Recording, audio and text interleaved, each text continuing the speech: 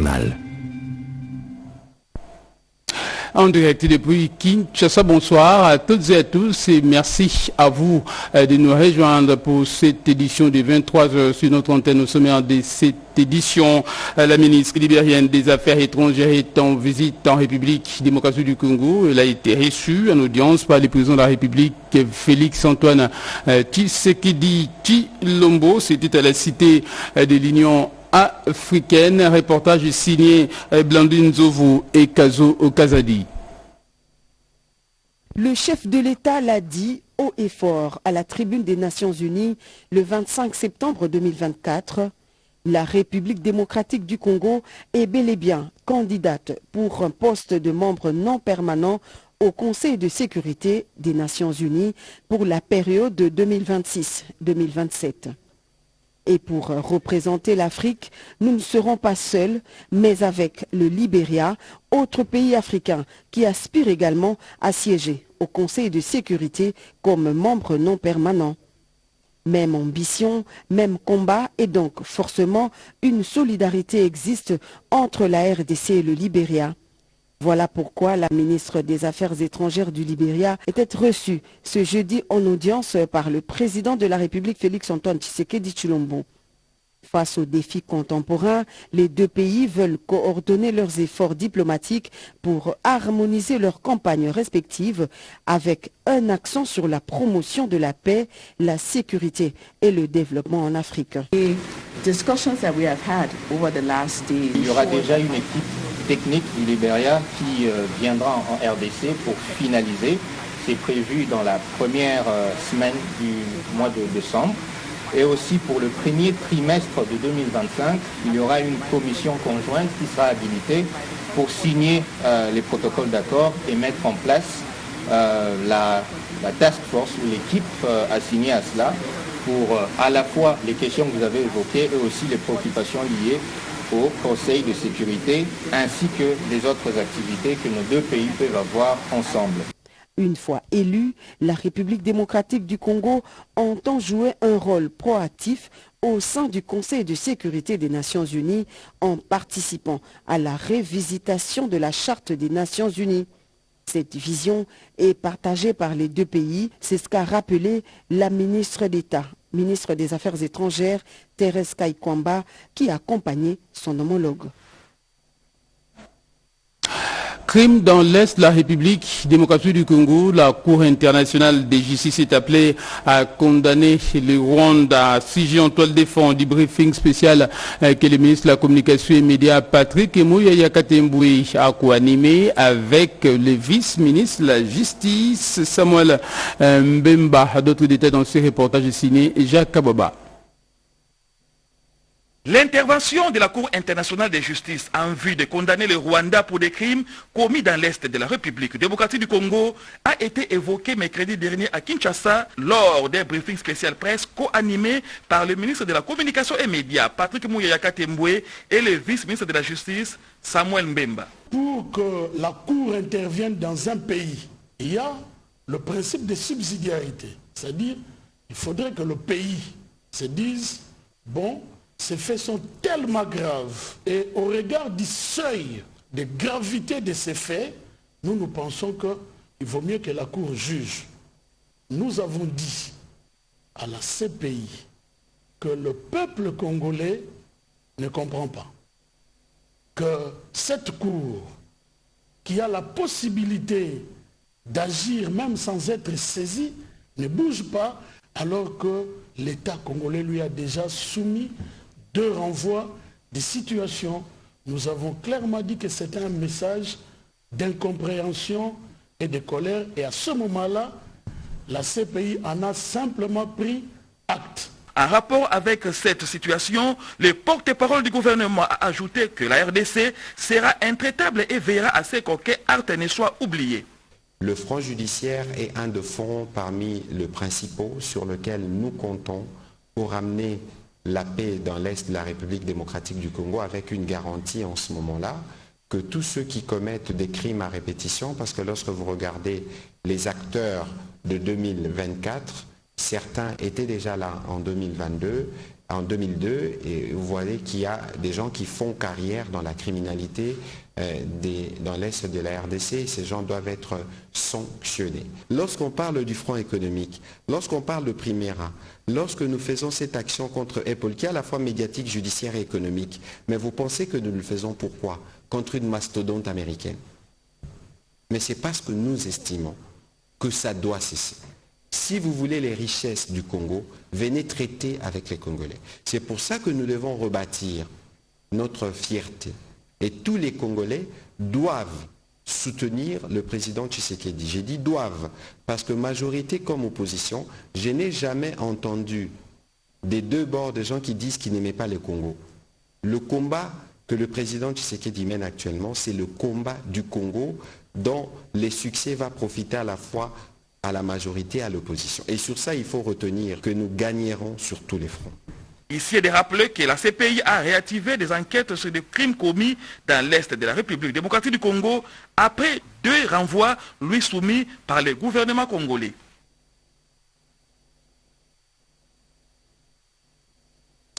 Le Conseil économique et social a tenu sa séance plénière avec ses différentes commissions. Les questions relatives à l'importance pour la République démocratique du Congo des énergies renouvelables et décentralisées ont été débattues au cours de cette réunion. Explication à Nimbalaka.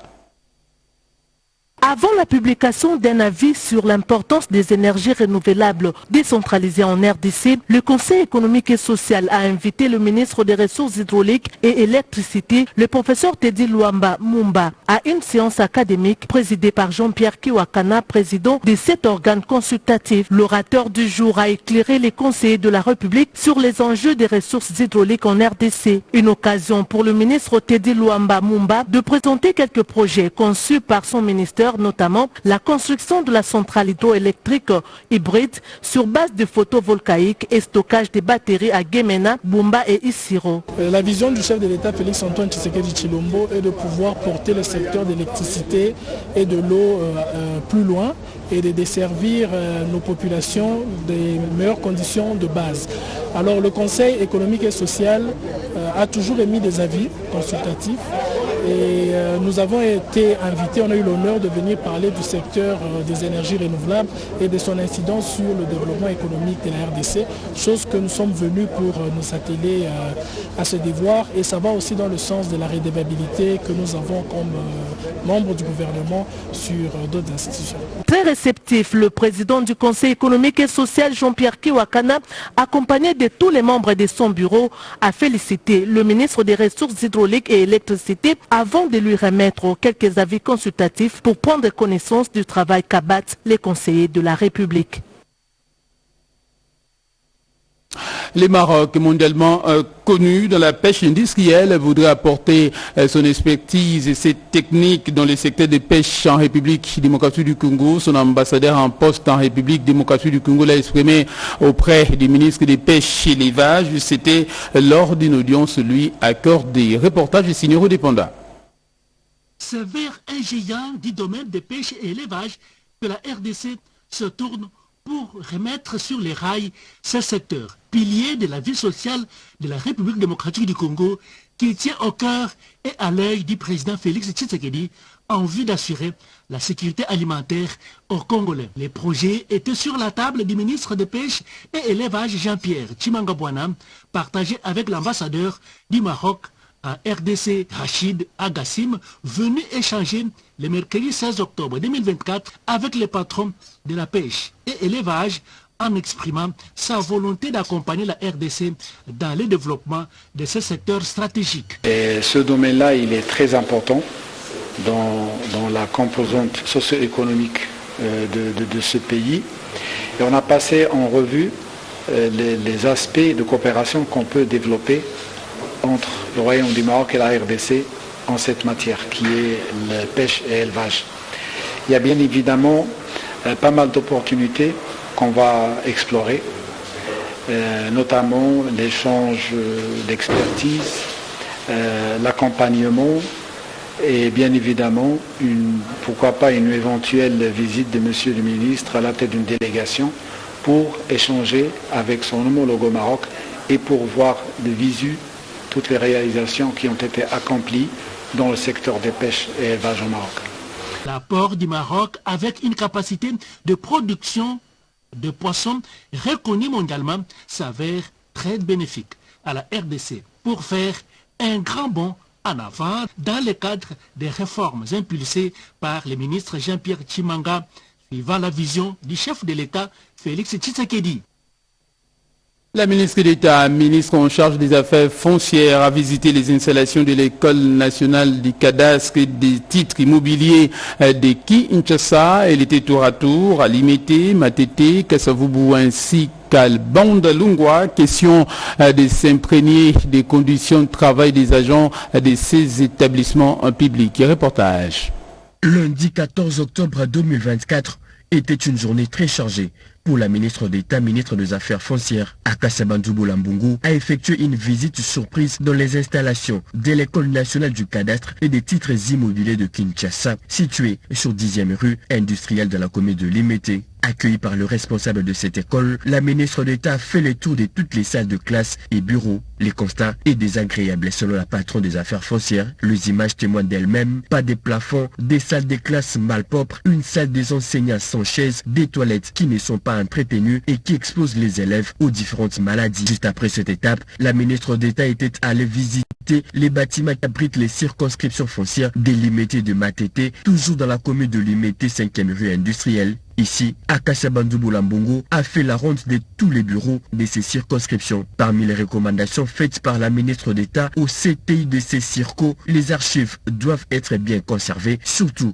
dans la propriété. La dernière étape, c'est les circonscriptions foncières de Kasavubu et de Bandalungwa. Les deux circos se trouvent sur avenue à Sosa, dans la commune de Kasavubu. Ici, les constats est amer, les agents travaillent dans le noir et dans des conditions inappropriées. La ministre d'État a rassuré à ces derniers que le gouvernement, selon la vision du président de la République, Félix-Antoine Tshisekedi Tshilombo, et sous l'impulsion de la première ministre Judith Suminwa Tuluka, travaille dur pour améliorer les sociales des agents de l'État.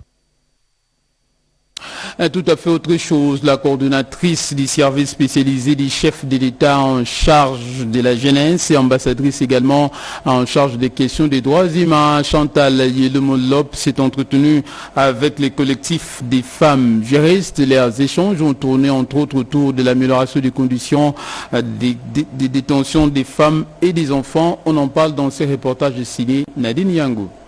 Mettre en place des programmes de réinsertion sociale pour les détenus vulnérables, assurer un meilleur accès aux soins de santé et aux services juridiques pour les femmes et les enfants en détention et renforcer le mécanisme de suivi des conditions de détention.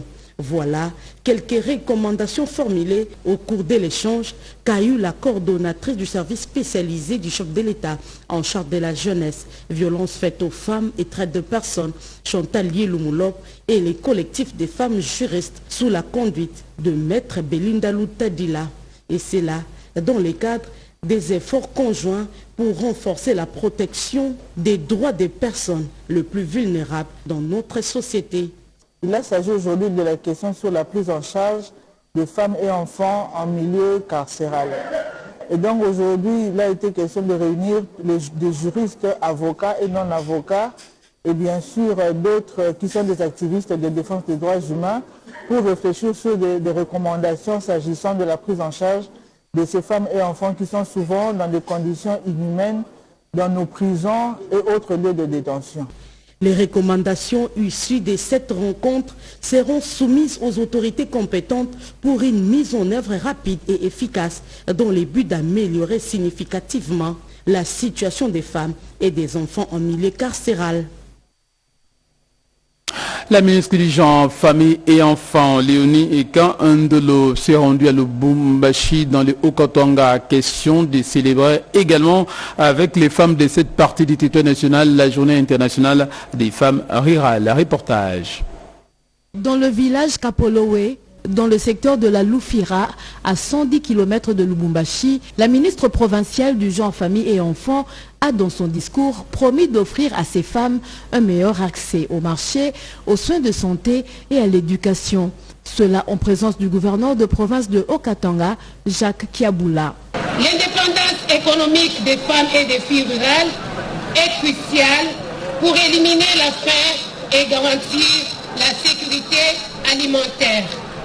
Cela passe par des formations à techniques agricoles, l'accès à la microfinance et à la technologie. Et plus loin, dans la province du Maïndombe, les femmes ont défilé avec les produits de leurs mains, façon pour ces dernières de célébrer cette fête qui les honore toutes. Je vous amène cette fois-ci dans la province du Haut-Lomami où les auteurs du maître d'un chef de quartier de la cité de Louboyi, nous sommes là dans les territoires de Kabongo, ont été jugés en procédure de flagrance. Question de répondre de leurs actes. Reportage. L'audience foraine en flagrance organisée par les tribunaux des grandes instances des Kamina saisis a eu lieu ce vendredi 11 octobre. Cette audience des flagrances à laquelle ont assisté le gouverneur de Provence, Banzamouloumé Marmont, à ses côtés son vice, fait suite aux événements malheureux qui sont survenus à Kimé dans les territoires des Kabongo, au détriment d'un chef des quartiers des Sonita qui aurait été molesté par cette bande des présumés délinquants de la manière la plus odieuse, puis la mort s'en est suivie. Une foule en colère instrumentalisée par l'auteur intellectuel de ce fait-là, qui n'est rien d'autre qu'un chef des localités répondant au nom des Kalunda. Cette situation ayant créé des émois au sein de la population, ces 8 présumés coupables comparaissent par devers le tribunal des grandes instances des Kamina pour que chacun réponde de ses actes. Sur ces entrées faites, les droits de la défense étant garantis, les avocats de la défense ont énergiquement fait leur travail et ceux de la partie civile aussi pendant cette première phase d'instruction juridictionnelle pour éclairer la religion du tribunal. Les tribunaux étant suffisamment éclairés après avoir auditionné chaque prévenu et entendu la déposition du ministère public pour les plaidoiries de toutes les parties au procès, bien avant de rendre son verdict dans les délais légaux. Dour Alex, ceux de l'ex, la loi est dure, mais c'est la loi, dit-on. Ce procès est pédagogique pour que la population d'Olomami, province chère du gouverneur Banzamouloumé Marmont, en tire une leçon. Revenons à Kinshasa pour parler de cet atelier d'évaluation axé sur la problématique de la souscription à l'assurance en République démocratique du Congo. Explication signée Rodi Ponda. Plus d'une dizaine de résolutions mises en place par la Cour depuis avril 2022 sont concernées pour cette séance d'évaluation effectuée en 2 volets. Les défis d'un côté et les résolutions de l'autre. Au cours de cette Assemblée générale ordinaire, les membres de l'Association des courtiers d'assurance du Congo, ACAC, ont débattu de la problématique de la souscription à l'assurance. Qu'est-ce qui a été fait et qu'est-ce qui doit être fait? Gaston Kianonzaou, président de l'Association des courtiers des assurances, précise. Notre rôle en tant que courtier, c'est de faire comprendre aux assurés pour qu'en cas d'un problème qui peut surgir de manière inattendue, s'il est couvert par une police d'assurance, l'assurance va l'aider à redémarrer encore ses activités. C'est une association qui est obligatoire, qui doit exister pour encadrer toutes les sociétés de courtage d'assurance en République démocratique du Congo. Nous pouvons prendre l'exemple de la vision du chef de l'État, de créer beaucoup de millionnaires. Mais s'ils n'ont pas la culture d'assurance, ça signifie qu'ils vont commencer le business le matin, ils vont être butés par un événement inattendu, le business va s'arrêter. Tout le monde au niveau de la population congolaise qui comprennent que l'assurance c'est une protection et qu'ils doivent s'assurer pour garantir une longue durée de leurs activités. L'assurance en RDC ne devrait pas rester un tabou. C'est donc une nécessité pour la population de garantir sa protection à travers la souscription à l'assurance. Actualité également, le premier vol inaugural de la nouvelle compagnie aérienne Air Congo SA aura lieu le 1er décembre prochain. C'est ce qu'a annoncé son directeur général au cours d'une mise au point à la presse. Anastasie Doumbou. Bientôt l'arrivée des avions du futur pavillon congolais dénommé Air Congo SA sur les sols congolais. Cette nouvelle compagnie nationale aérienne dont la relance est intervenue le 13 septembre dernier avec l'appui du gouvernement congolais. En prélude de cela, le directeur général de la régie des voies aériennes SA, Léonard Mungo Mambaki, était en séance de travail avec une délégation conduite par les nouveaux directeurs de cette nouvelle compagnie, Mesfin Birou, ainsi que les conseillers aéronautiques du vice-premier ministre, ministre des Transports et Voies de Communication. Question de matérialiser la vision du chef de l'État, Félix Antoine Tshisekedi Tshilombo. C'est l'instruction personnelle du chef de l'État. Le gouvernement de la République a créé une nouvelle compagnie aérienne appelée Air Congo SA. Cette nouvelle compagnie aérienne est au même titre que Congo Airways. Cette compagnie va commencer ses premiers vols le 15 novembre 2024. 5 jours après, un deuxième flotte viendra. La RVA doit disponibiliser les bureaux tant du côté modulaire que du côté national, ainsi qu'à l'hangar technique aussi, pour que les soient bien sécurisés. La RVA est satisfaite. Une visite guidée aux installations de cette nouvelle compagnie aérienne a été organisée à l'aéroport international d'Njili en vue de fixer une idée. Le ministère provincial de la ville de Kinshasa en charge des transports, Bob Bamiso, a procédé au lancement des travaux de formation des motocyclistes. La ville de Kinshasa avait convenu le respect des codes de la route. C'était un reportage signé Pierre Mbouy-Saïdi. Doter les motocyclistes quinois des meilleures aptitudes républicaines à même de faire d'eux des usagers routiers modèles, maîtrisant les différents aspects de la sécurité et la prévention routière dans les différentes artères de la capitale, principal objectif poursuivi par le ministre provincial de Kinshasa en charge des transports et mobilité urbaine, Bob Amisoyo Kalumbila, qui a organisé pendant 48 heures, à l'intention de toutes les associations regroupant les conducteurs moto de Kinshasa, une session de formation portant sur le respect du code de la route et le changement des mentalités. En tant qu'usager de la route, vous avez un rôle clé à jouer. Et cette formation que vous avez suivie n'est que le début de tout un processus, car vous êtes des ambassadeurs du ministère de Transport et de Mobilité urbaine. Au nom de son Excellence, Monsieur le gouverneur de la ville, Daniel Bumba Lubaki, et en mon nom personnel, je vous envoie en apôtre de la bonne conduite. Aujourd'hui, finit la formation. Demain, il y aura le permis de conduire. J'espère avoir suscité en vous le goût d'apprendre et de bien faire les choses. Vous êtes désormais des acteurs majeurs de la régulation de la circulation dans notre chère ville. Sanctionné par la remise de brevets et casques de sécurité aux participants, ce séminaire de recyclage était une belle opportunité saisie par l'assistance tout entière et la division urbaine des transports de Kinshasa de saluer le leadership du ministre provincial, Bob Amiso, à travers la remise d'un brevet d'excellence.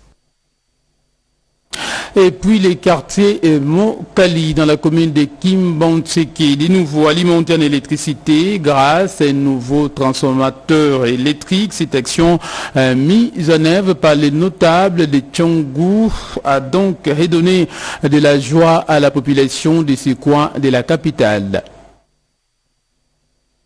Un transformateur électrique devant alimenter désormais la population du quartier Mokali dans la partie est de la ville-province Kinshasa qui depuis un temps était confrontée à une répétition des coupures du courant électrique.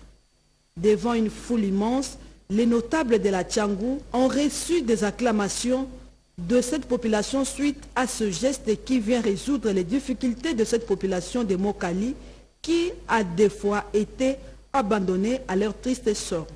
Ce geste s'inscrit dans une série d'initiatives visant à améliorer les conditions de vie de cette population de la Tchangou.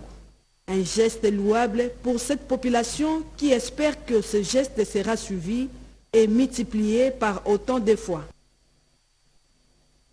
Et puis dans l'actualité également, le réseau Caritas du Congo a procédé à l'évaluation de ses actions au service de populations les plus démunies du pays. C'était lors de son 5e forum national pour en projeter d'autres avec efficacité. Reportage.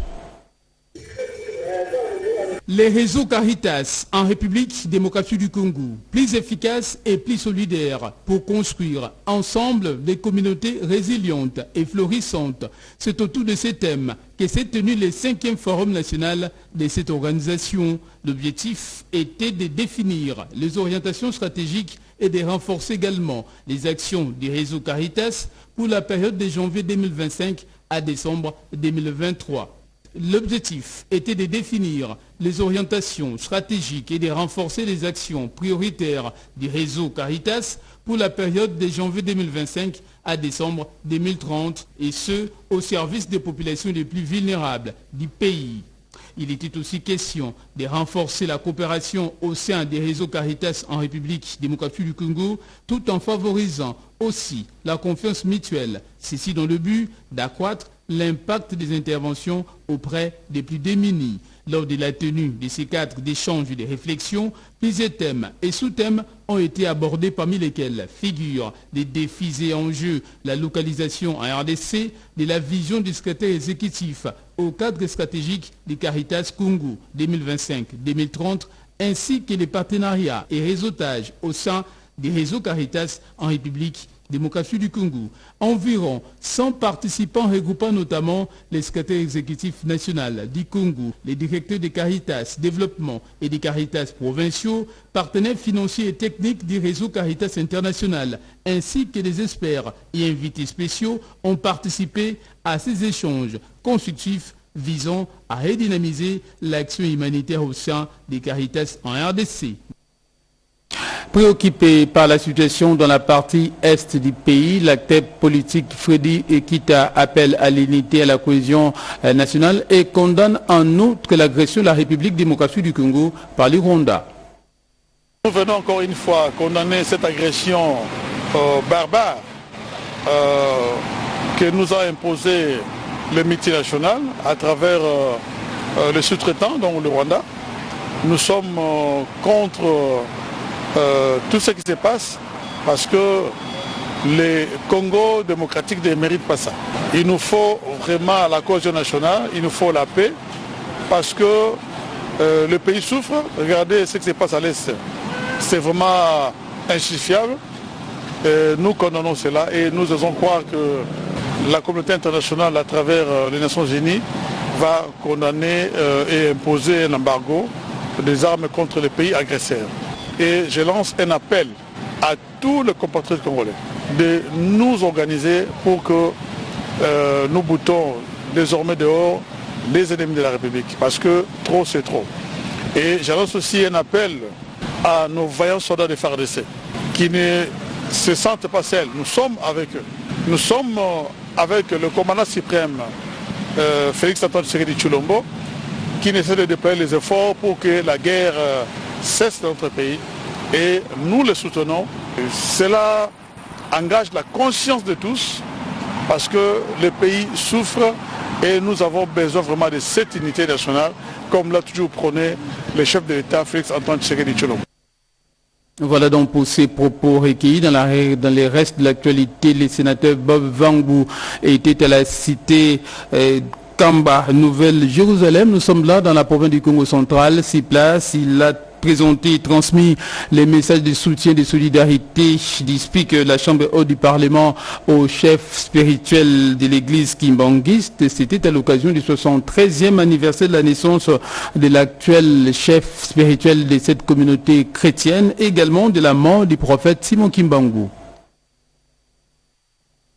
Appelé à d'autres charges d'État, le président du Sénat, Jean-Michel Samalukonde Kyenge, qui avait été invité par l'église kimbangiste à la commémoration du 73e anniversaire de la naissance de son actuel chef spirituel Simon Kimbangu Kiangani et de la disparition physique du prophète Simon Kimbangu, fondateur de cette église le dimanche 14 octobre 2024 en Kamba, Nouvelle-Jérusalem, dans la province du Congo central, a dépêché le sénateur Babi Vangu Kisonga Rwanda pour le représenter à cette cérémonie. Avec sa suite, l'envoyé spécial du speaker de la Chambre haute du Parlement en Kamba a eu un tête-à-tête avec les chefs spirituels de l'église Kimbangisto, son éminence Simo Kimbangu Kiangani. Le sénateur Babi Vangu a eu de mots justes pour présenter le message de solidarité et de soutien du président de la Chambre des sages, Samal Kondé, à l'église Kimbangisto et à son chef spirituel. Bon, quand on rencontre déjà une autorité spirituelle de ce niveau-là, bien évidemment, nous avons besoin de bénédictions. On a besoin de ces bénédictions, on a besoin de quelques révélations, comme on dit toujours, à Dieu ce qui est caché, aux hommes ce qui est révélé. Et au-delà de ça, nous avons parlé des problématiques spécifiques liées à la communauté et à son ministère qu'il dirige, dont la primaire je réserve à l'honorable président qui m'a délégué ici. Le sénateur Babi Vangu a par la suite visité quelques sites historiques de l'église kimbangiste, notamment l'ancienne résidence des Papa Simo Kimbangu, les sites où il guérissait les malades, les sites de la nouvelle construction du mémorial, les charrois automobiles et les sites de la carte géologique de l'Afrique.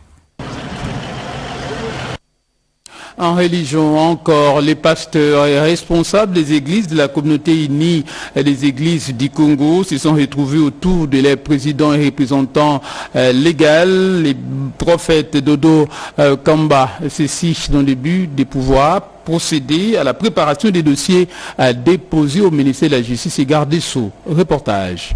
Le droit de fonctionnement des églises en République démocratique du Congo doit être réglementé et se conformer aux instructions du ministère de la Justice et garde des Sceaux. L'échéance de cette conformité va bientôt s'achever. Les églises et associations non en règle devraient se hâter. L'archevêque et représentant des communautés unies des églises des réveils cure, Dodo Kamba, a réuni tous les pasteurs membres de cette structure au siège de l'Imité 6e rue pour vérifier l'appartenance à cette nouvelle plateforme religieuse et leur demander d'apprêter les dossiers à déposer au ministère de la Justice. Mais comme le spirituel reste le fondement de tout, le visionnaire des cures, Dodo Kamba, a préparé les membres sur ce qui devra se réaliser bientôt. L'enseignement s'est basé sur l'évangile de Jean avec les récits de Philippe qui cherchait à voir le Père pendant que Jésus-Christ était avec eux. La révélation des saintes écritures de Montre-nous le Père est capitale, a indiqué l'archevêque Dodo Kamba. L'unité est la seule recommandation à toutes les églises. Pasteur, retenez que nous sommes en train de nous organiser de l'intérieur pour répondre à cette question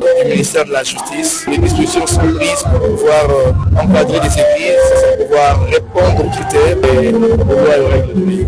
Dans 2 ans, nous deviendrons une confession très respectable. Veuillez nous rejoindre. Nous sommes en train de nous organiser à devenir le vrai partenaire de l'État, qui ne tendra pas la main à l'État, mais qui prêtera une main forte aux institutions de l'État. Tous les pasteurs doivent avoir le sens des responsabilités quant à leur mission. Surtout les fils sont appelés à remplir leurs tâches. Pour la nouvelle structure, la cure, les portes sont grandement ouvertes à tous les leaders et chefs des églises afin de continuer à servir Dieu et son peuple.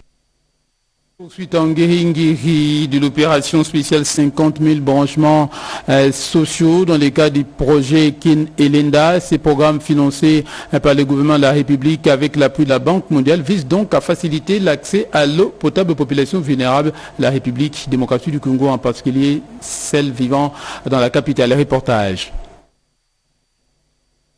Les mots d'ordre éclairent. Pas une parcelle sans l'eau de la régie des eaux. Ici, en cette salle, les Jumelles, situées sur l'avenue Movenda, les autorités de la régie des ESA ont une fois de plus expliqué les biens fondés de cette opération des branchements sociaux, les conditions à remplir et la marche à suivre pour en bénéficier. Lors de cette séance d'échange, les habitants de Nguiringiri et de ses environs ont été invités à s'acquitter régulièrement de leurs factures des consommations d'eau pour permettre à cette société publique de bien faire son travail.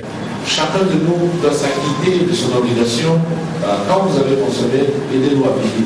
Quand il y a des difficultés pour payer, venez nous voir, on va s'entendre pour qu'on paye progressivement, parce qu'on ne peut pas vous couper de l'eau, l'eau c'est très important.